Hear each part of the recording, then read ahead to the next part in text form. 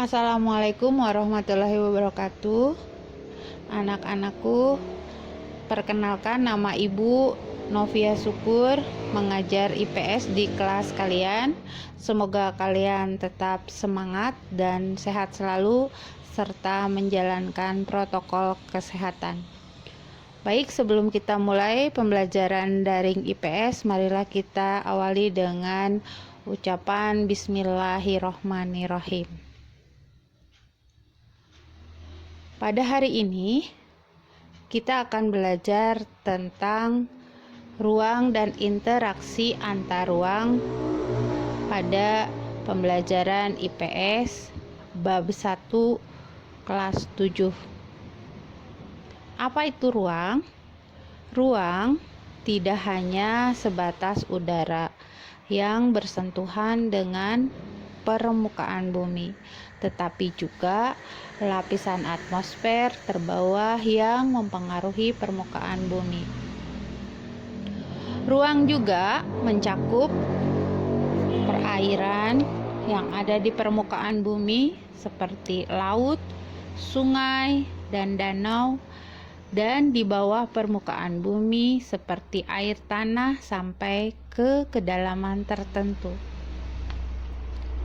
Ruang juga mencakup lapisan tanah dan batuan sampai pada lapisan tertentu yang menjadi sumber daya bagi kehidupan berbagai organisme atau makhluk hidup, juga merupakan bagian dari ruang. Dengan demikian, batas ruang dapat diartikan sebagai tempat unsur-unsur lainnya yang mempengaruhi kehidupan di permukaan bumi.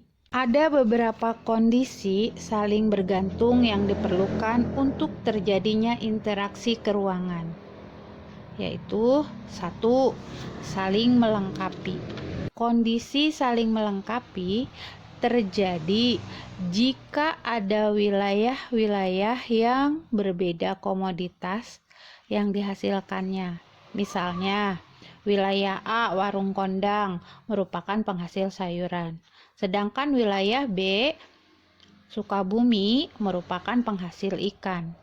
Wilayah A, warung kondang, selain membutuhkan sayuran, maka membutuhkan ikan. Sedangkan wilayah B, kebalikannya, mereka membutuhkan sayuran.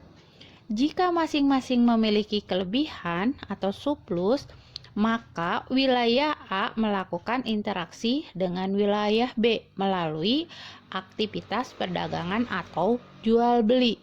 Itu yang disebut dengan saling melengkapi.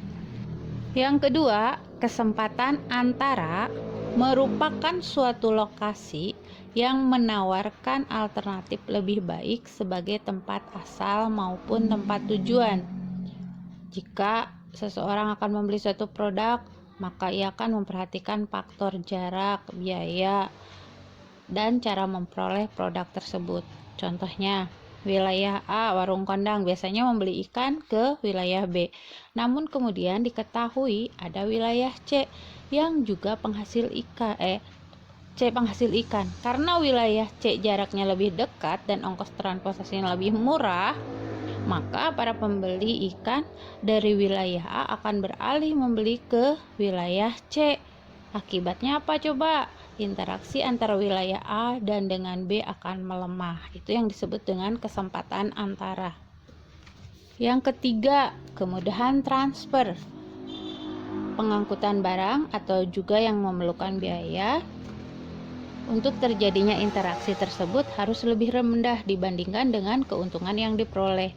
Jika biaya tersebut terlalu tinggi dibandingkan dengan keuntungannya, maka interaksi antar ruang tidak akan terjadi. Kemudahan transfer dan biaya yang diperlukan juga sangat tergantung pada kesediaan infrastruktur atau sarana dan prasarana yang menghubungkan daerah asal dan tujuan.